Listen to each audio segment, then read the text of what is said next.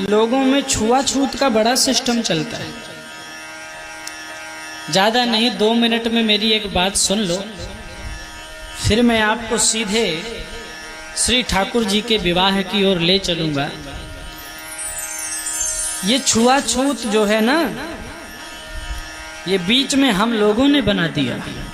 और सुनो, जब से अंग्रेज इस देश में आए तब से छुआछूत ज्यादा बढ़ गई। हमारे यहाँ मात्र 4 वर्ण हैं, ब्राह्मण, क्षत्रिय, वैश्य, शूद्र। लेकिन हमारे यहाँ ये नहीं बताया गया था कि यादव को छूना चाहिए, कुम्हार को छूना चाहिए, इसको नहीं छूना चाहिए, उसको नहीं छूना चाहिए। ये वर्ण व्यवस्था नहीं थी हमारे यहाँ। हमारे यहाँ 4 भाई थे, ब्राह्मण, क्षत्रिय, वैश्य और शूद्र। चारों का काम अलग अलग था कि तुमको ये करना है, तुमको ये करना है, तुमको ये करना है, तुमको। लेकिन हो तुम चारों भाई। जब ये चारों एक ही भगवान से उत्पन्न हैं, ब्राह्मण, क्षत्रिय, वैश्य, शूद्र, जब एक ही परमात्मा से उत्पन्न है तो इनमें फिर छुआछूत कैसी? ये छुआछूत कहाँ से आई? ये छुआछूत अंग्रेजों के द्वारा इस देश में हिंदुओं को तोड़ने के लिए फैलाई गई। सुनिए, जब इस देश में मुगल आए तो आजकल हम जिन्हें भंगी कहते हैं वो हमारे भाई पक्के हिंदू हैं। कहो क्यों?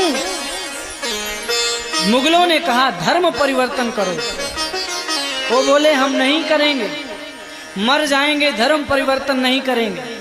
तो हमारे यहाँ पहले घर के साथ में शौचालय की कोई व्यवस्था नहीं होती थी। पहले लोग घर में भोजन करते थे, शौचालय बाहर जाते थे। आजकल घर में शौचालय करते, भोजन होटलों में करते। उल्टा जमाना आ गया, भोजन घरों में नहीं करते, हर दूसरे दिन होटल में खाते। फिर कहते हमारी बीपी बढ़ी है। तो बीपी नहीं बढ़ेगी तो तुम्हारी टीपी बढ़ेगी। न सात्विक भोजन करना है, न सात्विक ढंग से रहना है, फिर हम परेशान क्यों नहीं होंगे? तो उन्होंने, उन मुगल बादशाहों ने उनसे कहा कि अगर तुम हिंदुत्व नहीं छोड़ रहे, मुगल नहीं बन रहे, तो ये हमारा मैला उठाकर यहाँ से ले जाके बाजार से होकर बाहर फेंक कर आओ। उन लोगों का इतना अपमान कि बांस की छिछली टोकरियां, बांस की छिछली सुनकर बुरा लग रहा है ना, गंदा लग रहा है, पर सुनो इस बात को, ये भारत का कड़वा सच है। बांस की छिछली कटोरियां जिनमें छेद थे उनमें मैला भर देते थे। वो सिर पे रखते थे, मैला यहाँ से यहाँ तक बहता था, मुंह से होकर के बहता था। उनका मान भंग किया गया, इसीलिए लोग उनको भंगी कहने लगे। उनका मान भंग किया गया, इसलिए लोग उनको भंगी कहने लगे और वो मैला लेकर फेंकते थे। लेकिन हिंदुत्व को नहीं छोड़ा। फिर वो मुगल बादशाह सरदार उनकी बहू बेटियों को अपने घर बुलाते थे तो मजबूरी में उनको सुअर पालने पड़े, क्योंकि वो सुअर से घृणा करते थे, सुअर से चिढ़ते थे। तो भंगी लोग कहते थे कि सरदार हमारी बहू बेटी आएगी लेकिन सुअर के खून में नहा करके आएगी। तो वो कहते थे मत भेजना, सुअर के खून से नहा के नहीं। इसलिए अपनी बहू बेटियों की इज्जत मान मर्यादा के रक्षा के लिए उन्होंने सुअर पाले, मैला डाला, और हम आज के तथाकथित हिंदुओं ने उनको छूने से इनकार कर दिया। हम उनको छूते नहीं। क्या वो हमारा भाई नहीं है? अगर माँ अपने बच्चे का मैला डालती है तो क्या माँ अछूत हो जाती है? हिंदू इसीलिए टूट रहा है, मैं बड़ा वो छोटा, ये छोटा वो बड़ा। अरे तुम परमात्मा के यहाँ से आए हो, एक बन करके आए हो।